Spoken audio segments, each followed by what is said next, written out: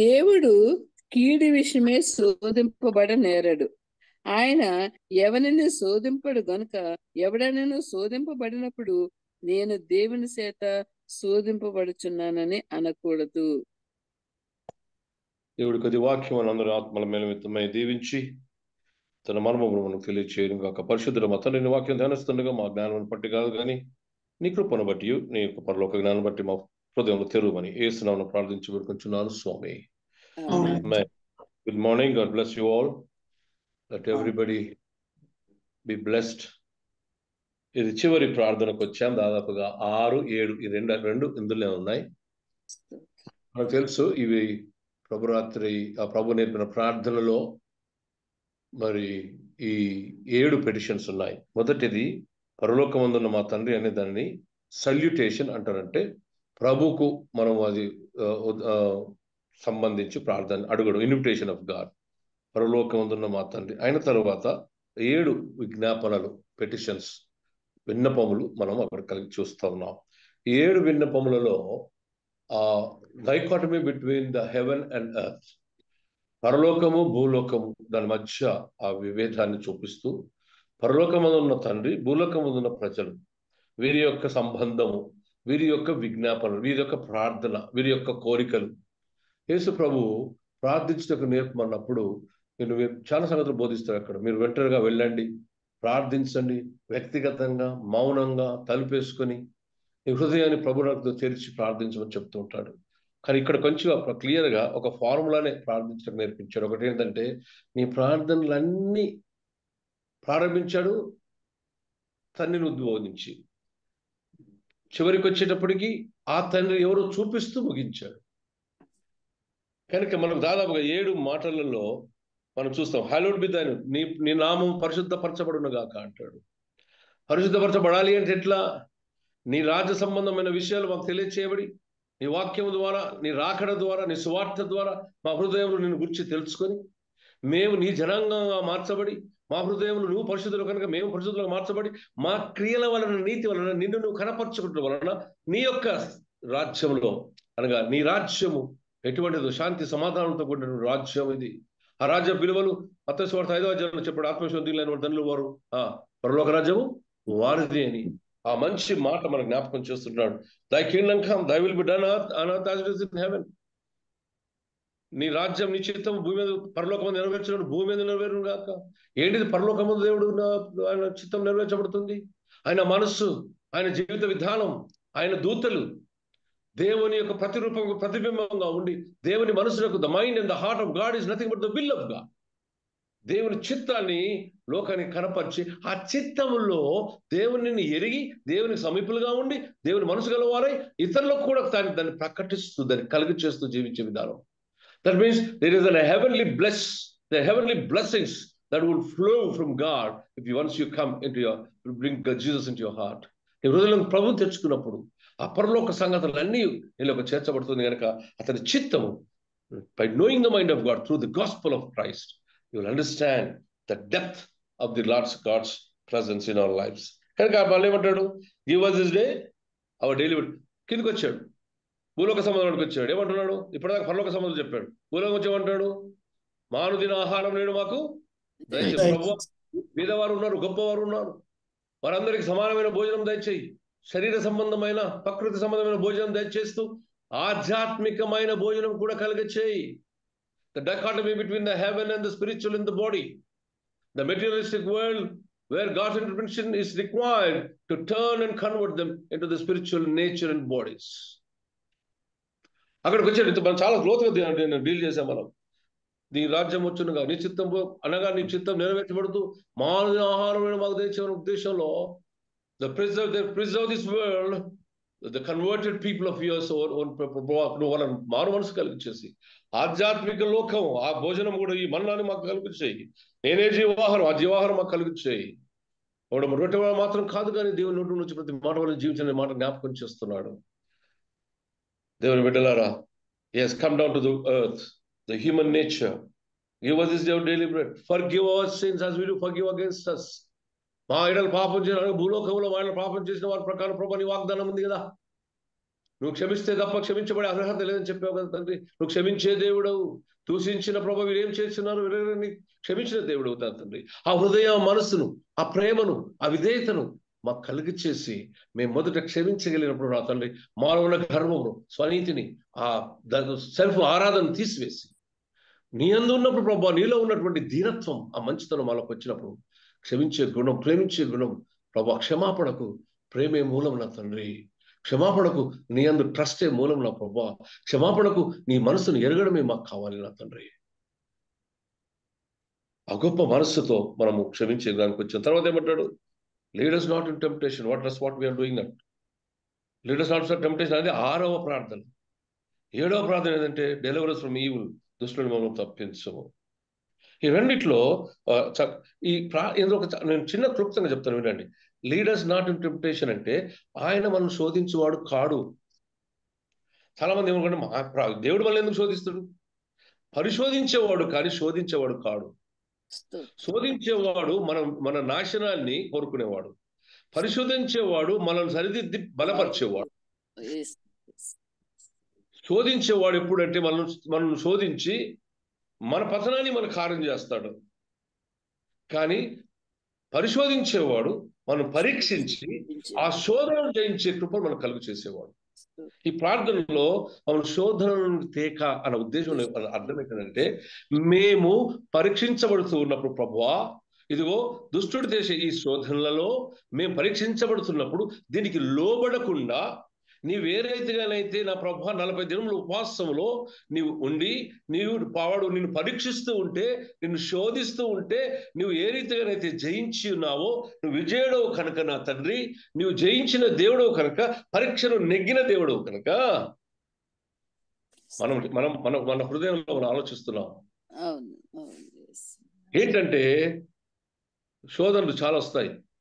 ఆయన మనల్ని శోధించి మనల్ని కష్టపెట్టాలని చూసే దేవుడు కాడు. ఇక్కడ ఏమంటాడు, శోధన సహించేవాడు ధన్యుడు. ఈ శోధన అనేది దేవుడు మనకి ఇచ్చేది కాదు. దేవుడు చేస్తున్నాను అనుకోవడం తప్పు కదా. శోధింపడినప్పుడు నేను దేవుని చేత శోధింపడుతున్నాను అనకూడదు. ప్రతి వాడు తన స్వకీయమైన దురాశ చేత విడువబడి మరలు కొనబడిన వాడే శోధింపబడతాడు నీ సొంత దురాశ వలన. ఒకటి నేను చెప్తా, మంచిగా వినండి. ఒకసారి మంచిర్యాలలో హాస్పిటల్ ముందు నుంచి ఒక వాగు పోతుంది, రామకృష్ణపూర్ వాగు. అది కట్ట వానబడి తెగిపోయింది. నేను లక్షపేటకి ఎందుకు పోయి వస్తున్నా, మందమరిలో ఉన్నాం అప్పుడు. చచ్చిపోయారు, చాలా మంది చచ్చిపోయారు, శవాలు కొట్టుకుపోయినాయి. ఒక ఆడామె శవం కొట్టుకుపోయి తుమ్మ చెట్టుకు ఇరుక్కుంది. అది 2వ రోజు అప్పుడు చూశారు ప్రజలు. ఇది వాస్తవంగా జరిగిన సత్యం. ఎవడో పోయి చూసి అబ్బా అని చూస్తే మెడలో పుస్తతాడు గట్టిగా శవం ఉబ్బిపోయింది, గట్టిగా ఉంది అనమాట. అబ్బా బంగారం పుస్తతాడు దొడ్డుగా మంచిగా ఉందని అని చెప్పి ఆ మెల్లగడ్డ తట్టుకున్న దగ్గర పోయి గట్టిగా గుంజాడు. దాన్ని గుంజగానే ఆ మెడకు గట్టిగా ఉబ్బి పీక పట్టుకున్నది కదా, గట్టి సప్పుడు బయటకు అక్కడనే వాడు చచ్చాడు. ఏంటిదండి ఇది? నీ దురాశ చేత ఈడుబడి చచ్చిన వాడేంటి వాడు. దిస్ ఇస్ ఎగ్జాక్ట్లీ వాట్ శోధనలకు తేక శోధనలకు తేక అనే ప్రార్థన. ఎందుకు వెళ్ళాలి? చచ్చిపోయిన పోలీసులు చెప్తే అయిపోతున్నాయి కదా. బంగారం కాసు ఆశపడ్డాడు, వాడు కూడా చచ్చాడు. ఇది దురాశ. కనుక బైబిల్ చక్కగా ఏమంటాడంటే, శోధింపబడు ప్రతి వాడు తన స్వకీయ వాడు దురాశ గర్భం ధరించి పాపమును కలుగుతుంది. ఈ దురాశ ఏం చేస్తుందంటే గర్భం ధరించి పాపను కనుక పాపం పరిపక్వమై మరణానికి అంటుంది. సేమ్ ఎగ్జాక్ట్ నేను చెప్పిన ఎగ్జాంపుల్ అదే. దురాశ ఉన్నది చాలదు, పక్కొంది కూడా కావాలి. ఎవరినైనా ఈ ఆశతో ఏం చేస్తావంటే ఈ శోధనలో పడి నువ్వు పోగొట్టుకుంటే కనుక నీవు ఆ పాపం గర్భం నుంచి నీకు మరణాన్ని కలుగ చేస్తుంది. ఇది అర్థం శోధన. ఇంకోటి చూడండి, కొరింథీయులకు రాసిన పత్రిక 1 కొరింథీ 10వ అధ్యాయం 13వ వచనం. తాను నిలిచిన తలంచుకుని వాడు పడుకున్నట్లుగా జాగ్రత్తగా చూసుకున్నాను. సాధారణముగా మనుషులకు కలుగు శోధన తప్ప మరి ఏది మీకు సంభవింపలేదు. దేవుడు నమ్మదగిన వాడు, మీరు సహింపగలిగినంత కంటే ఎక్కువగా ఆయన మిమ్మల్ని శోధింపబడనీయడు. అందుకే ఈ ప్రార్థన. ఆయన నమ్మదగిన వాడు గనక ఏమంటున్నాడు, ఆయన నీకుంటాడు కనుక తప్పించము, సోదరుడు మనం దుష్టు నుంచి విడుదల చేయగలుగుతున్నాడు. ఏంటిది ప్రార్థన అంటే, ఆయన నమ్మదగినవాడు. నువ్వు నిలుచున్న స్థలములలో 11వ వచనం జాగ్రత్త చెప్పండి. తాను తలంచుకుని వాడు పడకుండాట్లుగా జాగ్రత్తగా చూసుకోవాలి. సాధారణముగా మనుషులకు కలుగు శోధన తప్ప మరి ఏది మీకు సంభవింపలేదు. మనుషులకు కలుగు శోధన తప్ప మరి ఏది నీకు కలగలేదు. దేవుడు నమ్మదగిన వాడు. చూసారా? కనుక బాగా శోధన కలుగుతుంది కదా, బాగా దగ్గుంది, డార్క్ చాక్లెట్ తినాలా, భలే కంటే రుచి నాకు తెలుసు, బాగుంటది అని రొట్టెక్కన నోట్లేసుకున్నాం. తినకుండా ఉండే జ్ఞానం ఉంది, కానీ శోధన జయించింది. ఏమైంది? పొద్దున 50 రూపాయల 20 రూపాయల చాక్లెట్ తింటే 5,000 రూపాయల మందులు పెట్టాల్సి వచ్చిందట. 5,000 రూపాయల మందులు. మన ఒక ఆయనకు క్యాన్సర్ ఉందట, ఏం తినకూడదని చెప్పారు, పలానా తినకూడదని చెప్పారట. నాకు నిన్నే తెలిసింది, ఒక క్యాన్సర్ వచ్చిందట. డాక్టర్ చెప్పిండట నాన్ వెజ్ తినద్దని డైరెక్ట్ చెప్పిండట. నువ్వు నాన్ వెజ్ అంటే చచ్చిపోతావు. దావతకు పోయింది. ఆమెకు ఇష్టమైన కూర ఉందట. ఏం చేస్తుంది? తింటే చేస్తావు, లేకపోతేనేమో నీకు ఆశ. దట్ ఈస్ అటువంటి పోరాటము, పాప సంబంధమైన పోరాటం బహుఘోరమైనది. నేత్రాశకు, శరీరాశకు, జీవమునకు అది గురి చేసి నీ మనసు అంటే మన తెలుగు కొట్టుకులాడుతుందండి అంటాం. కొట్టుకులాడే స్వభావం గుర్తించుకోండి, జాగ్రత్త. వద్దంటది, పొమ్మంటది. నేను ఎప్పుడు చెప్తుంటాను, మన బీపీఎల్ ప్రాంతంలో మేమందరం పట్టణంలో తల్లిగారు నేను రోజు ఒక ఊరు వెళ్ళేవాడు. పిల్లలు డీజే డేవిడ్ గారు ఇప్పుడు మా దగ్గర ఉండేవాడు, విడిచిపెట్టి వెళ్ళిపోయేవాడు. ఇద్దరం భార్యపడతాం, రోజు పోయేది అలవాటు. అయితే ఒక రోజు ఆరాధన చేస్తున్నాం ఒక ఊర్లో. ఆ ఊర్లో శామ్యూల్ అనేవాడు ఉన్నాడు. వాడు చాలా మంచివాడు, తాగకుండా ఉంటే రోజు పనికి పోతాడు, పైసలు తెస్తాడు, కానీ తాగి వస్తాడు, భార్యను కొడతాడు. మనం వచ్చినప్పుడు మంచి కూరగాయలు, మాంసం అనేది తెస్తాడు. ఆయనకు ఉన్నటువంటి దురాలవాటు ఏంటంటే తాగుతాడు, కొడతాడు, మళ్ళీ మన దగ్గరనే తింటాడు కూర్చొని. అయితే భార్య గురు మాకు రాత్రి అంతా అలవాటు, కూడా భజన చేసే అలవాటు. సాయంత్రం పోయినామంటే 7 o'clock పోయినామంటే అందరూ ఇల్లు తిరిగి ప్రార్థన చేసి సాయంత్రం నాడు మామూలు ఆరాధన చేసిన తర్వాత భజన 2 గంటలకు 3 గంటల దాకా భజన చేసి, కానీ బ్రహ్మాండమైన తబల కొట్టేవాడు. తబల కొడుతుంటే సరే అలా భార్య వచ్చి ఏడ్స్, అయ్యా వీడు మంచోడు అయ్యా, అంత మంచిది, కానీ తాగితే నన్ను బాగా కొడతాడు అయ్యా అన్నాడు. సరేలే మరి మాట్లాడుతుంది. అరే శామ్యూల్ ఎందుకు తాగుతావా, తాగకు. తాగనయ్యా అన్నాడు. ఒకరోజు మళ్ళా అంటే ఆ కంపెనీ నుంచి ఇంటికి వచ్చే మధ్యలో వాడు కరెక్ట్ కలుదుకానం పెట్టాడు. వాడికి రాగానే నేను చెప్పినారు, ఏసు రక్తమే చేయమనుకుంటున్నారా, అక్కడికి వచ్చినాక దేవుడు నేను విడుదల ఇస్తాడని చెప్పాను. సరే అన్నాడు. ఏసు రక్తమే జయం, ఏసు రక్తమే జయం, ఏసు రక్తమే జయం. ఎక్కడ దాకా వచ్చినట్టు? కళ్ళు దుకాణం దాకా వచ్చినట్టు. కళ్ళు దుకాణం వచ్చిన తర్వాత ఇక ఆపగాలే, ఓపలే. ఇదే శోధన గురించి చెప్తున్నా. శోధన కాలే, కూర్చొని ఒక 2 సీసాలు తాగిందట. మళ్ళా తాగి నడుచుకుంటూ వచ్చేటప్పుడు మళ్ళా గుర్తుకొచ్చిందట, అయ్యగారు ఏం కావద్దంటే ఏసు రక్తం చేయమన్నాడు కదా అని తాగినాక మళ్ళా ఏసు రక్తమే జయం, ఏసు రక్తమే జయం అని గుర్తొచ్చింది. మళ్ళీ వచ్చి కొట్టిండు. మళ్ళా భజన. నేను నెక్స్ట్ వీక్ ఏమైందిరా సామీలు గట్ట చేస్తే మళ్ళీ కొట్టినట్టు కదా. అయ్యా తాగకముందేమో తాగవద్దనేమో ఏసు రక్తమే చేయమన్నా, తాగినాక కూడా మళ్ళీ భయంకి వచ్చి మళ్ళీ ఈసారి తాగినాక నాకేం కావద్దు కదా, నాకేం కావద్దు, మన భార్యను కొట్టకుండా ఉంచమని ఏసు రక్తమే చేయం, కింద పడకుండా ఏసు రక్తమే చేయమని వచ్చిన. మంచిగా వచ్చిన అయ్యా, ఇంటికి మంచిగా వచ్చిన. కానీ మళ్ళీ అయ్యా మళ్ళా శోధన కలిగిందని కొట్టిన. అంటే నేను అన్నది కాదురా, ఈసారి ఏసు రక్తమే చేయమనకుండా సాతానా నా వెనుకకు పోను అని నేను అన్నా. అప్పుడు యంగ్ బాయ్, నేను ఐ వాజ్ జస్ట్ అరౌండ్ 26-25. వాడు ఏం చేసిండు, కళ్ళు దుకాణం పోయి మళ్ళీ పని చేసుకొని వస్తున్నాడు. సాతానా వెనుకకు పో, కళ్ళు దుకాణం ముందుకు రా అనుకుంటూ వచ్చాడు. సాతానా వెనుకకు, కళ్ళు దుకాణమా ముందుకు రా. ఆయన కారు కొద్దిగా ఎక్కువ తాగి ఊర్లో పడ్డాడు. అయ్యగారు నాకు అంటాడు, అయ్యగారు నువ్వు భలే ఉన్నావు, సాతాను ముందు నడిచినంతకాలం నాకేం కాదు, కానీ వెనక వచ్చినాక దాంతో నేను కింద పడ్డాడు. ఇటువంటి శోధనలు ఉంటాయండి. ఇది ఒక్క ఎగ్జాంపులే. అంతే. ఈ ప్రార్థనలో దేవుడు మనకిస్తున్న ఒక కృప ఏంటంటే, నన్ను శోధన నుండి తప్పించు తప్పవా, శోధన అనేది నన్ను పరీక్షించేది. తప్పించని ఎందుకు అడుగుతున్నాడు దేవుడు అంటే, పేతురు పేతురు నీళ్ళ మీద నడుస్తూ ఉంటే ఆయన తన యొక్క ప్రభువును చూచినంత మట్టుకు శోధన జయించాడు. ప్రభువును చూడకుండా నీళ్ళను చూచినప్పుడు ఎప్పుడైతే భయపడ్డాడో పాతాళంలో పోవడం ప్రారంభించాడు. అప్పుడు ప్రభువు సిద్ధముగా ఉండి తన చెయ్యి చాచి పేతురును హక్కున చేర్చుకున్నాడో, ఆ దేవుడు సజీవుడు కనుక నువ్వు శోధనలకు వచ్చినప్పుడు దుష్టు నుండి, దుష్ట తలంపుల నుండి తన చెయ్యి ఈ రోజు కూడా చాపి నిన్ను పట్టుకొని రక్షిస్తాడు. ఆ రక్షించే కృప తన మరణ పునరుత్థానం ద్వారా ఈ క్రీస్తు పొంది నీకు కలుగ చేసి ఉన్నాడు. ఆయన ఆ 3 శరీరాశ, నేత్రాశ, జీవనము ఆ కొండపైనకి వెళ్ళి జయించి ఉన్నాడు కనుక ఆ అధికారం ఆయన కిందబడి పాపములు క్షమించి శోధనలు జయించి అధికారం ఇచ్చి ఉన్నాడు కనుక నీకు శోధింప తగని ఆ యొక్క శోధనని కీయనన్నాడు, కలుగ చేయనన్నాడు. Not more than what you can bear. అంటే నిన్ను నాశనం చేసే శోధన కలుగ చేయకుండా నా చెయ్యి హస్తం పట్టుకుంటుంది నేను. దుష్టు నుండి మమ్మల్ని తప్పించబట్టే ఉద్దేశం అది. God has a powerful victorious hand. విజయవంతమైన దేవుని దక్షిణ హస్తం మనల్ని పట్టుకుంటుంది అన్నటువంటి విశ్వాసం. భూలోక సంబంధమైన సాతాను క్రియలు, దేవుని లాంటి వాడిని, దేవుని కుమారుడిని శోధించిన సాతాను ఎంత బలవంతుడో మనకు తెలియచేసి ఏమంటున్నాడంటే, దాన్ని జయించిన దేవుడు మనకు తోడుగా ఉన్నాడు కనుక మనం కనికరిస్తాడు. దావీదు కీర్తనలు 141 వచనం. దావీదు కీర్తనలు 141.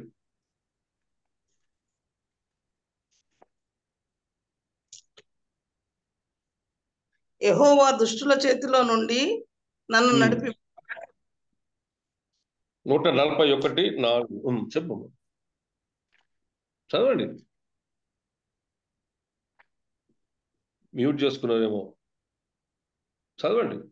141 ఇంగ్లీష్ లో చదవండి. I call to you, Lord, come quickly to me. Hear me when I call to you. Lord, I come to you, come to you. Hear me when I call you. ఇక్కడ తెలుగులో ఏమంటాడు తెలుసా? నా పెదవుల ద్వారము నాకు కాపు పెట్టుము. ఇంకా ముందుకు చెబుతాను, 3వ వచనం. యెహోవా నా నోటికి కావలించుము, నా పెదవుల ద్వారమునకు కాపు పెట్టు. పాపము చేయవారితో కూడా నేను దుర్నీతి కార్యములో చొరబడుకున్నట్లు నా మనస్సు దుష్కార్యములను తిరగనీయకము. వారి రుచిగల పదార్థములు నేను తినకుండా ఉండును గాక. నీతిమంతులు నన్ను కొట్టుటకు నాకు ఉపకారము, వారు నన్ను గద్దించుట నాకు తైలాభిషేకము. నేను అట్టి అభిషేకము త్రోసివేకుందును గాక. David is asking God to protect him internally. లోతుగా తనను ప్రభా పరిశుద్ధులను నీతిమంతులను కొడితే ఏం కాదు, నాకు తొందరగా ప్రవేశించిన బుద్ధి చెప్పిన కొడతారు. కానీ దుష్టులను తొందర చేసి లోబట్లకు చేసిన ప్రభా నువ్వు నా రక్షణగా ఉండు. దుష్టుల నుంచి తప్పించు ప్రభా. దుష్టుల ఆలోచన నడవక, పాపుల మార్గంలో నిలవక, అపహాసములు కూర్చున్న చోట కూర్చుండక. This is other meaning of it. God will protect me. శోధనలకు తెగ దుష్టుల నుండి తప్పించు. ప్రార్థన చూడండి ఎంత చక్కగా చెప్తున్నాడు. నేను చేతులెత్తుట సాయంకాలము నైవేద్యముల వలె నీ దృష్టికి అంగీకారమును గాక. యెహోవా నా నోటికి కావలుండు. దుష్టులు తప్పించమని మాటకు చూడండి. నా పెదవుల ద్వారమునకు కాపు పెట్టుము. Protect my mouth, O lord, the entrance of my mouth. పాపం చేయి వారితో కూడా నేను దుర్నీతి కార్యములో చొరబడకుండానట్టు నా మనస్సు దుష్కారములకు తిరగనీయకుము. దుష్టు నుంచి విడుదల చేయమని మాట ప్రార్థన రండి ఇది. When we get up early in the morning, this is the wonderful prayer. మన శోధనకు తెగ దుష్టుని తప్పించుము. అంటే నేను దాన్ని రీడ్ చేస్తాను. నన్ను మోసపుచ్చు మాటల వలన, నన్ను పరీక్షించు మాటల వలన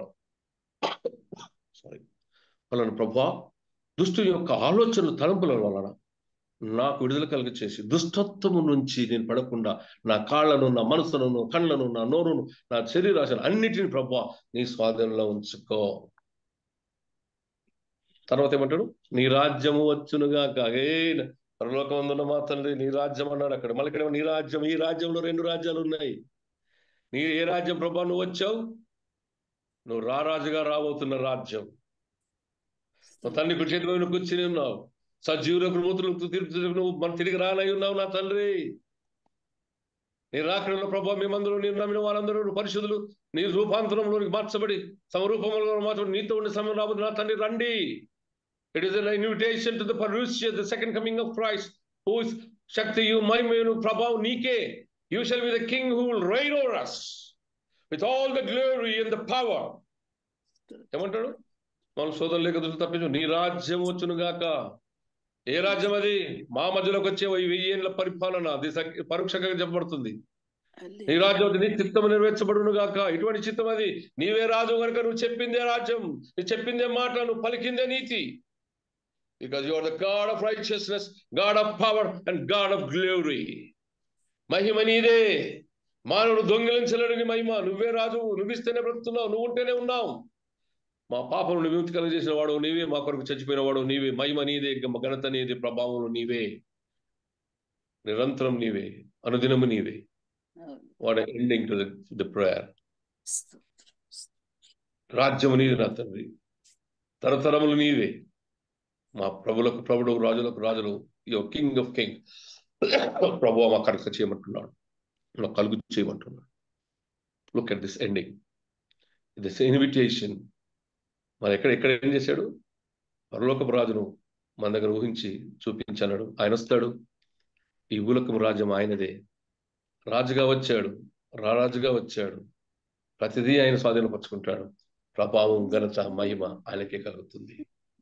దేవుని బిడ్డలారా, మనం దీనితో మన యొక్క ఈ ప్రార్థన మనం ముగిస్తుంటున్నాం.